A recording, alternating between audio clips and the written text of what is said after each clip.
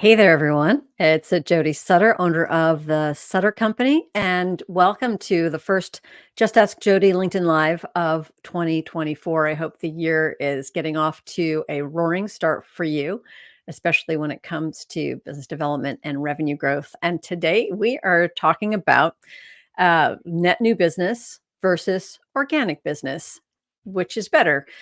And that's actually kind of a false question because, of course, neither one is better necessarily. They are both important. But we're going to talk about, well, one of the things that I've seen is that a lot of agencies, look, I work with my agencies on developing net new business programs for them. But I think that organic new business is often neglected or taken for granted. And earlier, like last year, I should say, not earlier this year, because that was like 3 weeks ago. Last year, I met a guy named Mark Riggs, who's going to be joining me today. I'm really excited to have him here. He is the CEO of Pemberton, which is a consultancy that helps agencies um, go beyond the RFP and focus in on excellent processes to develop organic new business. And so when he and I started talking, it was just an amazing conversation because we both agreed that both are important, and yet organic new business, I think, is often a little bit neglected, and so does he. So I'm going to bring Mark in right now. As I said, Mark is the CEO and founder of Pemberton, but he also has a long history with agencies like IPG's Mullen, as well as one of the largest, Southeast's largest independent agency, French West Fawn.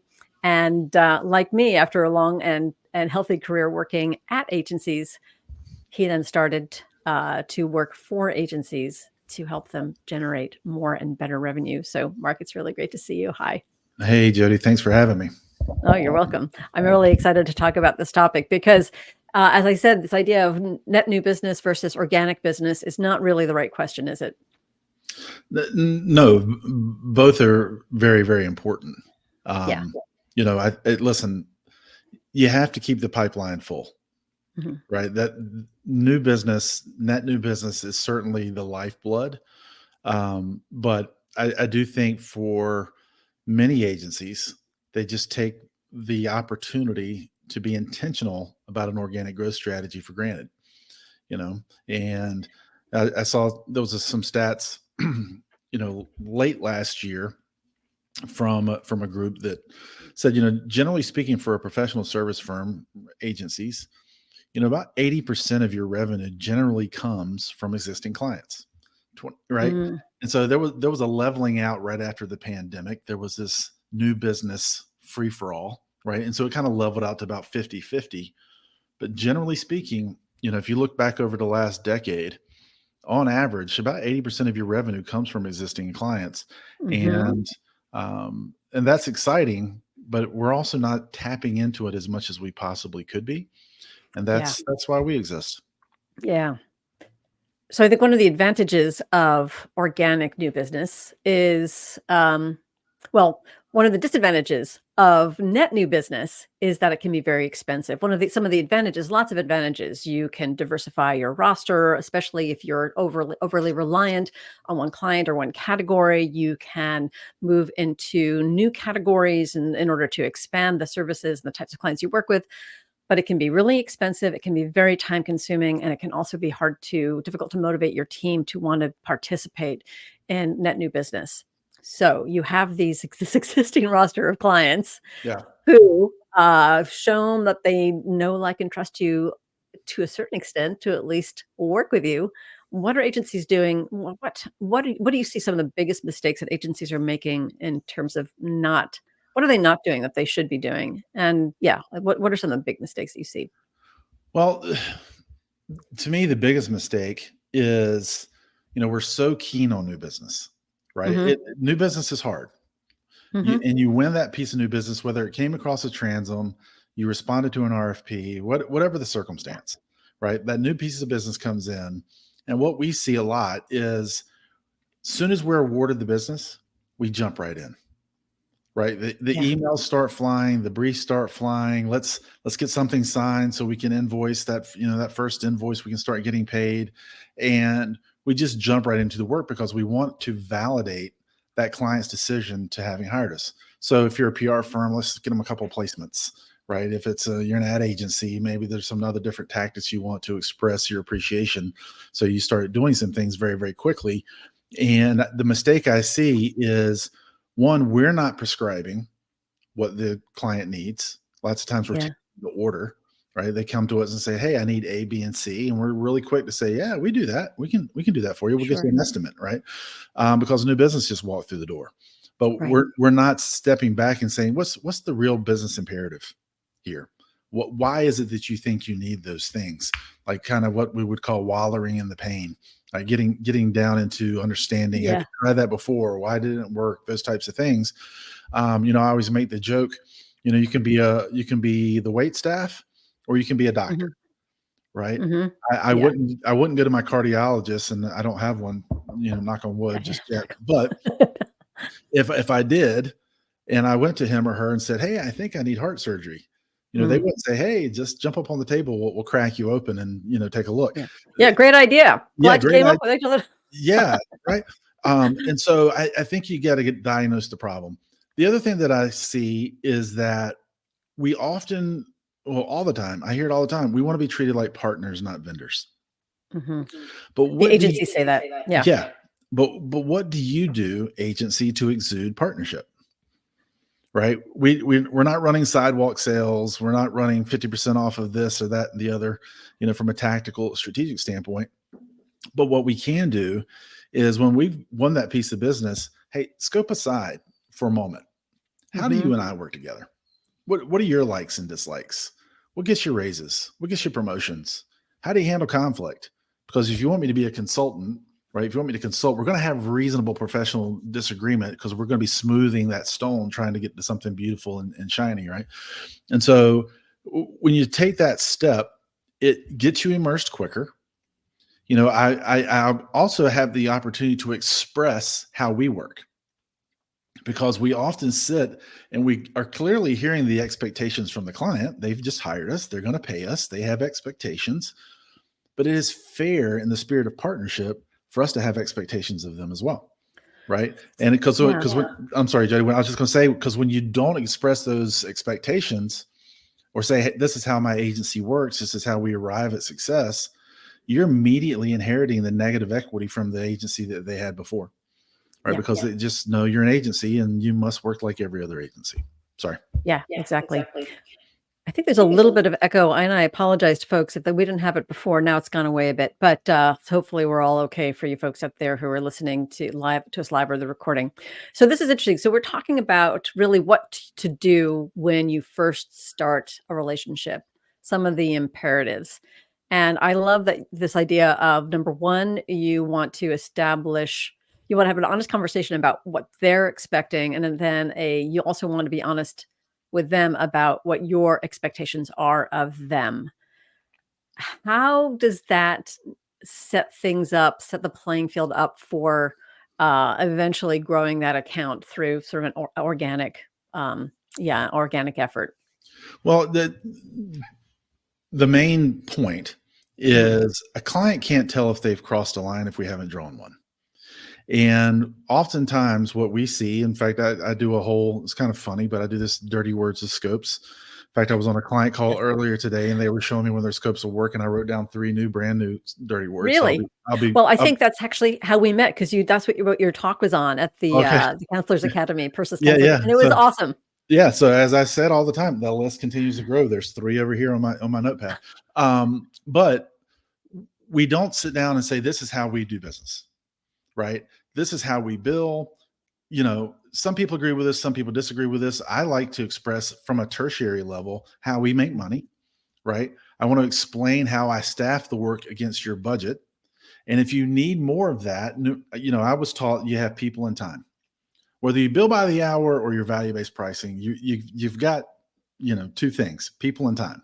Yep. And if I need more work, I've got to employ more people, so you have to pay for the time, right? And explaining that from the beginning, because these indefensible scopes, when we write these things and we use words like ongoing and as needed, or those types of things, it leaves it very open-ended. And so then Yeah. all of a sudden, when we start over servicing to the nth degree, and we're like, gosh, we're really starting to lose money on this, and I need to talk to the client because the requests are starting to outpace the resource, right? Well, what do you? And then the clients respond, well, what do you mean? You said ongoing and as needed, right? I need it, and I need it ongoing, right? So there's immediate disconnect, and to me, it's kind of that first crack in the beginning of the end, Yeah. right? Because you never expressed, hey, this is how we do business. This is how I'm going to source my talent. This is what I need. And if you need more of that, right? And what that really leans into the fact of that oftentimes the work that we do feels intangible, Mm. right? Strategy, creative, ideation, time. They're all, people have heard me say this before. It's like pixie dust. Yes. I have to make the work feel tangible. So I also believe it's in the way you present the initial budget, right? And I want to position that budget as line itemed things. You're not just getting a number. You get all these things add up. It's just no different than a receipt, right? Or an invoice you might get. But I want them to understand that if they need more of that service or they need an incremental service, it is just that. It's incremental, right? So when we don't establish those parameters from the beginning, it's a little bit of a shock when all of a sudden you're like, hey, I've got to charge you more money, or I need to charge you more money. Why? We never really discussed, everything was included or as needed, right? So it becomes a misnomer. So I've got a question for you about that because, and this is truly, I often when I ask the questions, like I know what my answer would be, but in this case, Okay. I don't know. Um, a lot of times agencies are taught in the proposal stage to give them round numbers or a range, and not to bog them down. And maybe what you're also talking about is where you're really getting closer in. They've basically given you a verbal okay, and now you just need to agree on the actual price. Mm. But are you talking about a highly detailed budget, which sometimes is unrealistic because the client has given you a terrific brief? But are you talking more about that or more about, again, going back to what you said, let me show you how we work, how we make money so we can stay a healthy company working for you and others and continue to deliver great work? Yeah, which one is it? Well, to me, it's putting my agency in a position so we can be our best selves. Mhm. You've hired us, right? Or you're interested in hiring us because of the work we've done. You've probably seen case studies. We've talked about our approach. We've Yeah. done the whole. We've dated, right? Mhm. And now we're setting expectations. And so I want to explain to you how we work and what we need from you. I often, see so often you get into the pitch or you're soliciting new business, and that new business team or the person who's at the tip of the spear from new business makes a lot of promises or over promises what can Yeah. be Yeah. delivered just to get them in the door. And now your account team's left with the responsibility of cashing that check, right? And we never even looked at the landscape, what was possible, right? So to me, I want to lay it out and explain to them what they're paying for, what they're getting. Let's be very prescriptive. Mhm. And anything and above that, listen, again, if I scoped you for 5 of these things and we do 6, I'm not going to send you an invoice, right? It's the spirit of partnership. It's good account Yeah. service management, whatever terms you want to use. But if if I've scoped for 5 and you're consistently asking me for 10, right? I We got to be able to, and now I can go back to that scope and say, hey, listen, remember we agreed to 5 of this.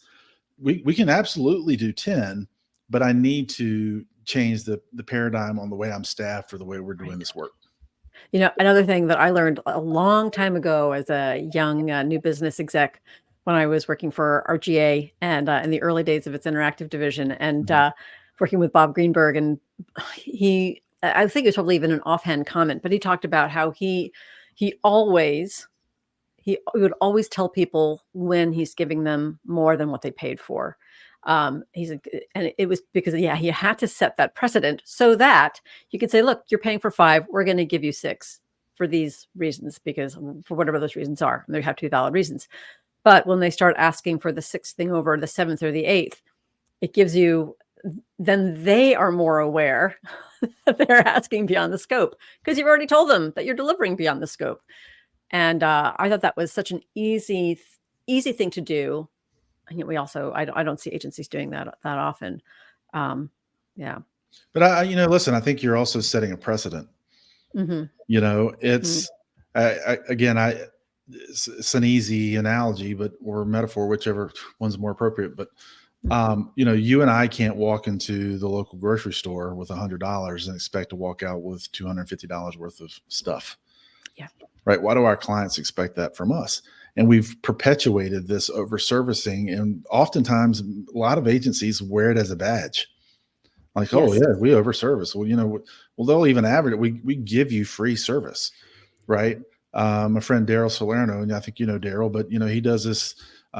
It's this simple math, but it blew my mind a couple of years ago when he showed me this. But it was like, hey, if I'm over servicing to 30%, and you're amortizing the revenue across the course of the year, and you multiply 12 months times 30%, was that 3.6? You're working for 3.6 months for free. Right? Wow. You got to look at it through a different prism, right? Yeah. And when you set that precedent, of we're going to do 6, even though we're going to charge you, for 5, Mm. we're telling them the word we hear a lot is we're going to invest. We're going to invest in this client. We're going to, right? Well, when I invest in something, I expect a dividend. Yeah. I'm not investing. I'm giving it away, and I'm just suggesting to be prescriptive in what they're paying for, right? And we're all in alignment. And Mhm. so it's an easy conversation. You can make decisions like, hey, you know what? This one time we're going to give them the thing. We're going to go the extra mile, right? It's going to Yeah. pay off, or whatever that decision may be. I don't have Yeah. the parent, depending on what the Yeah. context is. But if I'm constantly being asked for that incremental thing, I've got something to fall back on. But when I see these very indefensible scopes of work, or we never discussed that in the beginning, now I'm catching somebody off guard. I'm catching them off guard, or I didn't know that. We never discussed that. And so I'm just saying, listen, we need clarity. I get it. You've signed a new client, you're excited, start billing them, the whole thing. But when I can sit down and talk about the way we work, what they can expect from us, what we need from them, we need all the information. We need insight into your data, or whatever the thing may be. We're going to be our best selves, and you're Yeah. going to get the greatest return on your investment with us, right? So we are going to give you a dividend, and I just think that's really, really important, and that's the piece that people miss the most. Is they're just so excited to have that piece of business, I know. they just jump right in, and we immediately start over servicing, and then we don't. The thing that jumps out at me, I think we discussed this a couple of weeks ago, but 1%. I read some research not too long ago. I think it was from McKinsey. But 1% of MBA grads go into marketing communication. Yeah, I know, that 1%, was amazing. right? And so the problem with that is our people generally on the front account, I like to call them the account guidance team, Mhm. the account management team, they don't speak the language of business. They don't speak economics and finance and accounting. So it's hard sometimes to defend the proposition, or why a client should keep doing more of what they do, or defending our value, those types of things. And so it just becomes a very reactive environment in which, hey, I'll just do what I'm asked because Yeah. I've been trained to keep the client happy, right? Just get to the next thing. And so we end up giving away so much, right? And then it's, well, how do I recapture that in the back end, or how do I expose them to new products and services? It's pretty easy So in the so beginning. this is really interesting, I think. So one of the a couple of really important things that agencies should do then, especially at the beginning of the relationship as well, is make sure that whoever is going to be running that account is also, it sounds like you're saying, is also involve them in those conversations about, Yes. here's how we work, how do you work? Um, I think there's that transition where, and we could also go into the debate, the new business debate about, do we show them the best, most senior people during the pitch, or do we show them the team that they're going to work with, especially if those two things might be different? And I've got a few opinions there. I think that ideally you do show them the team that you're working with. Sometimes you don't have that team, or you don't, or the agencies don't focus in on the right transition, the right onboarding that says you're going to be involved with this top leadership, or these senior people as we transition to your day-to-day team. But what happens is that it gets like dumped. hey, account person, here you go.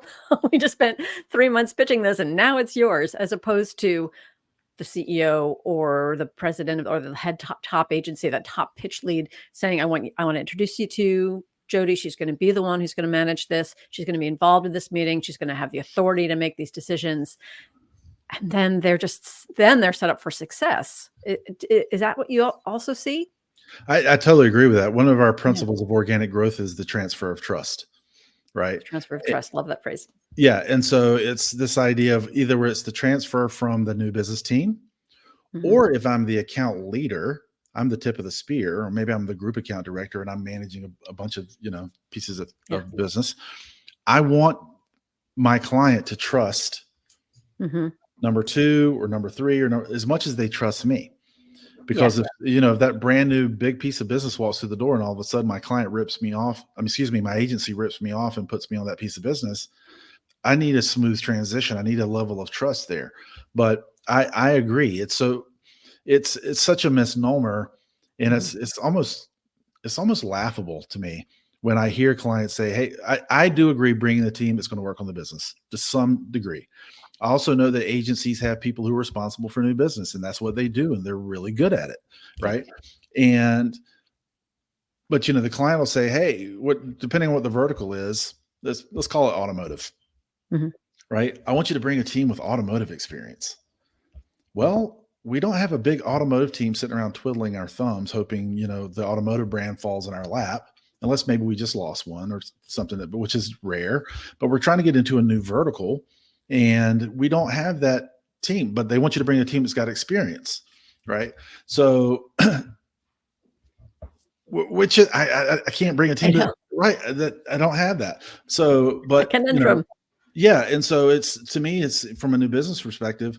It's important to expose your number twos and your teams to as much business as they can, because they develop what I would call credibility bridges.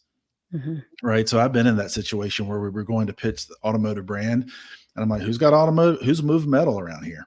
And no, but I've worked on tires. I've worked on aftermarket, this, that, and the other. Right. And well, we can go in and say we're marketing to a mindset as opposed to pitching something we haven't.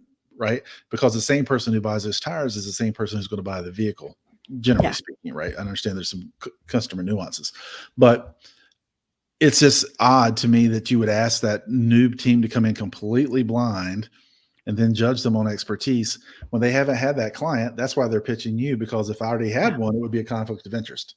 Right. That's right. It's such a, and I think also you can build those credibility bridges if you have a team that, like, if that automotive client if through a strong questioning strategy, or if the client has given you a good brief, you understand that one of their areas of weakness is reaching Gen Z, getting more purchases out of the Gen Z audience. Their customers' audience is getting old. They want to go to a new audience. And then it might be like, well, maybe we have zero, maybe we don't even have that tire experience, but you know what? We've marketed video games. We've marketed direct to consumer brands that are really popular with the Gen Z audience, or with the Gen Z audience. And then you can, that I think also can build bridges. So let me ask you, so now we've got some ways to start out strong so that you're setting the right precedents, and you are setting your account person up for a productive, trusting relationship. You're getting into this client relationship now, and ideally that account manager is also keeping their eyes open for opportunities. What are some of the things that they should be doing, or what are the mistakes that you see agencies make, or the missed opportunities that they should maybe try to fix? Especially doing midway. Here's what I think they should be doing. I think in the beginning, it's like any new relationship, right? When you meet somebody new, I met my wife, right? You make all these assumptions and you confirm those assumptions as you're going along, those types of things. But you learn something new along the way. And so you've won this piece of business, and you did your research, and you cultivated your human truth and your insights, and we did all that work. But as I get along and I start getting more and more intimate with the client, professionally intimate, right? Getting to know them, their likes and their dislikes and the nuances and those types of things. Man, if I'd have known that 6 months ago, I would have done something different. I would Yeah. have gone a different direction, right? Yep. And I think you've got to give yourself the space and the confidence to be able to have those conversations, Yeah. right? We if I'd have known that, I'd have gone this direction or that direction. And so the beauty of what we do is our clients' problems are never completely solved. Yeah. There's always more to solve. And what I learned early on is if I go into my client and say, "Hey, I got a big idea, I got a great idea," right? They hear money. You're trying to upsell me, cross sell me, Yes. right? They're smart people. But if I can go in and say, "I've identified this opportunity or I've identified this challenge, I believe we have a potential solution for that, a product or service, right? I think we could solve that thing. And here's the business. If we can articulate the business benefit." I Yeah. had a client tell me a long time ago, as long as you bring me ideas that are on strategy, on brand, and you can articulate the business benefit, I will always listen.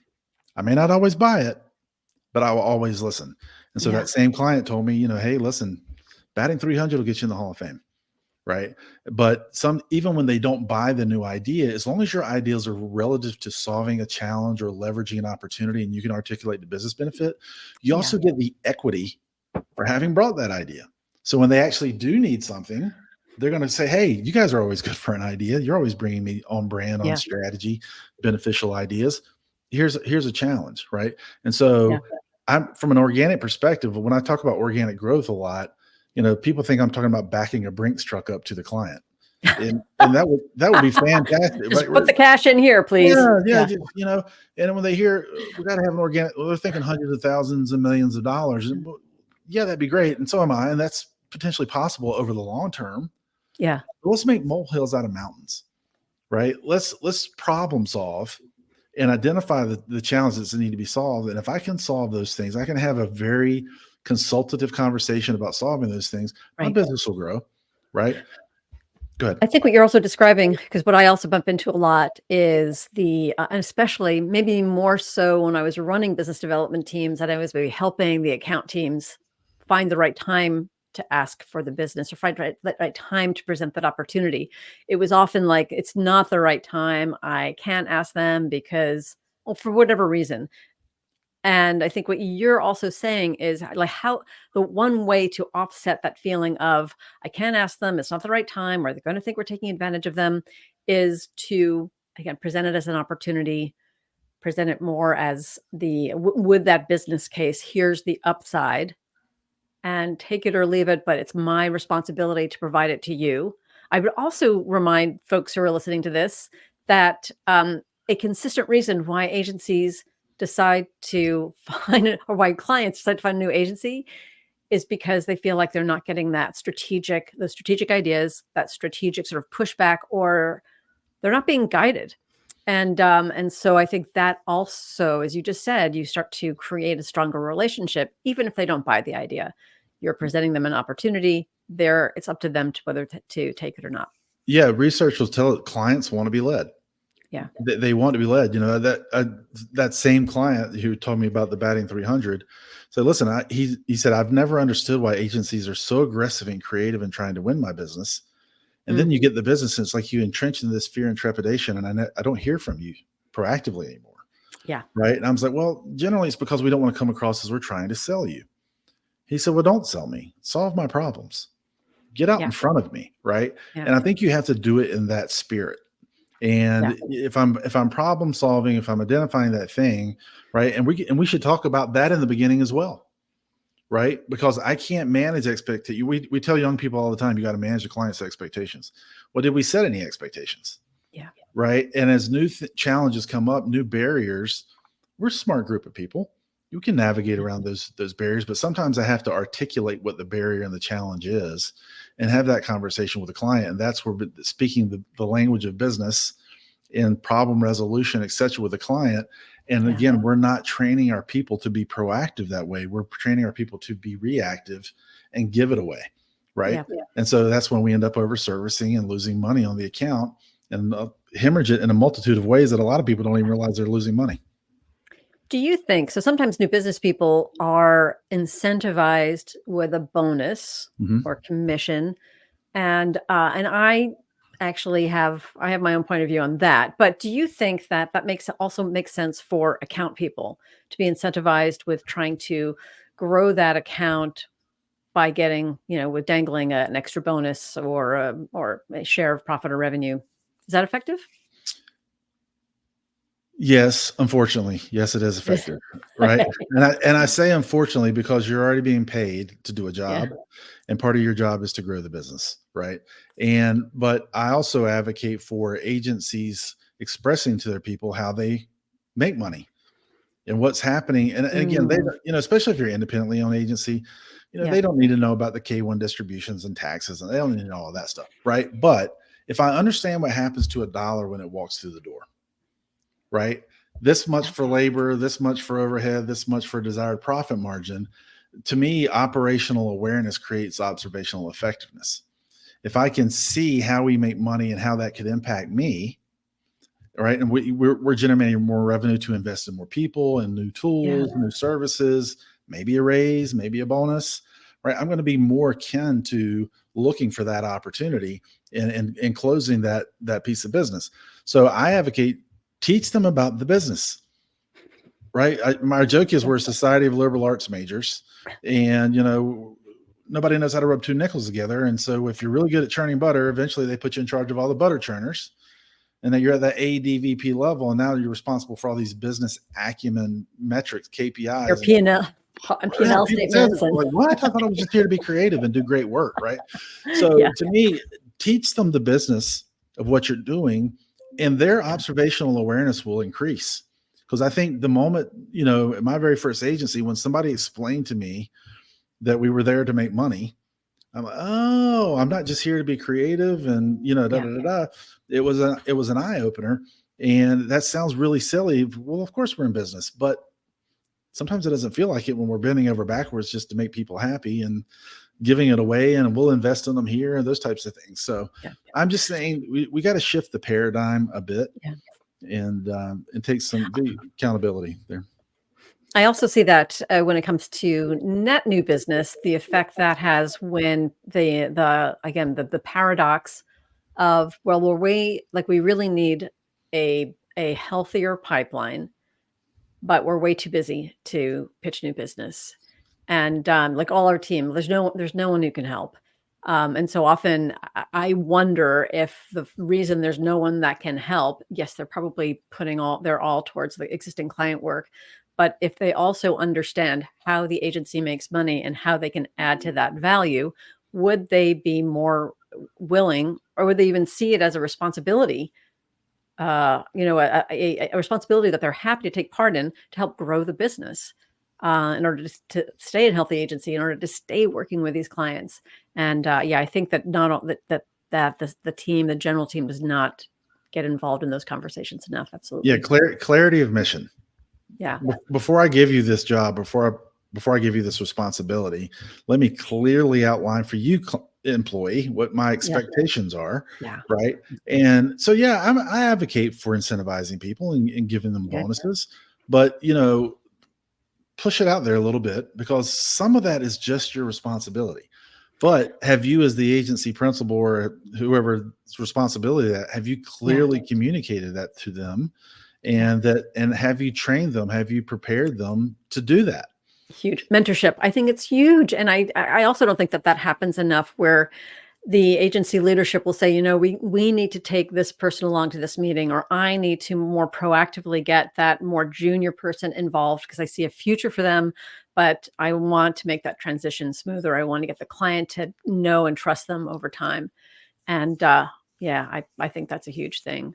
But it's interesting about the incentive. I actually have seen it. Usually, in my experience, it hasn't worked. I often find that the account folks they dislike the notion of asking for the business so much, or asking for, or presenting those opportunities, that they say, yeah, the bonus would be nice, but you know what, I'm paid a decent salary and I do what I do. So I think sometimes it's personality, because I think there are other people who are like, yeah, give me that commission, I'm going to go out and get it. But sometimes it's also the fact that that person is so freaked out by asking for the opportunity, because they haven't been mentored, they haven't been taught how to do it. They haven't been given a process, and they haven't been shown that it is actually okay. They're actually providing the client value. Yeah. Yeah. I remember the very first time, back in the olden days, Jody, they gave us the green sheets to, do invoicing that month or whatever it was. The first time I was responsible for invoicing, and they handed me these big, we called them green sheets. They had all the Yeah. line item stuff on it. Like, all right, here's for invoicing. I'm like, well, how do I didn't pick that up via osmosis. Like, how do I do this? Right. And Uh, so I just think there's a level of to prepare them. So yeah. by the time you're asking them to lead, by the time you're asking them to grow business, by the time you're asking them to go in and be a part of that pitch team to win the piece of business, prepare them, right? Yeah. It's not just about the art of what we do. We are here to make money. And Yeah. so I just advocate for that really, really strongly, because it does deliver clarity of mission, and it does communicate to that young AE, hey, by the time you're an AD, VP, whatever it is in your agency, that's part of the expectation is Yeah. you want to make more, you grow more. I mean, one of my former agencies, and I liked it, I was called in, I was a very senior person at this point, and the CEO called me in and said, listen, this is I'm giving you a raise. This is your new salary. It's the last raise you ever get. It was a healthy salary. I'm not complaining, but he made it very clear that I was going to earn my keep off of what I helped grow and what I By helped the adding agency value. win, right? By adding value. But to that CEO's credit, he also set that expectation for me early on. It wasn't a surprise that happened, Right. Yeah. right? All along, he's like, hey, you're going to get to this point where this is going to be the expectation. And that Yeah. agency did a very, very good job of expressing those That's expectations cool. and bringing young people along for the ride. Right. And so they understood, like, that's kind of the game we're playing here. We're trying to grow business. We're trying to make more than we were making yesterday, Yeah. So Yeah. yeah. Mark, we are past the half hour, Oh, and geez. so I want to make sure I'm respectful of your time. But so we talked about what you should do at the beginning of the relationship, some of the ways to handle the mid part of the relationship, and then what about, I guess, kind of maybe it's a silly question at the end of the relationship, because if you haven't done that and the relationship is ending, it's kind of that's when you do have to rely on net new business and invest the time and go out and maybe be a little more proactive, push yourself into areas where you don't feel as comfortable.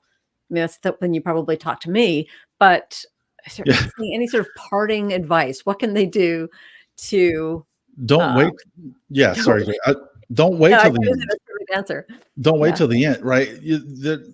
More and more agencies are doing more and more project work, right? They're not the agency of the Mhm. record. Maybe they're brought in for a specialty skill set or whatever it may be. And what we innately do is we service that piece of business, or we're executing that plan. And Yeah. let's call it a 6-month engagement, right?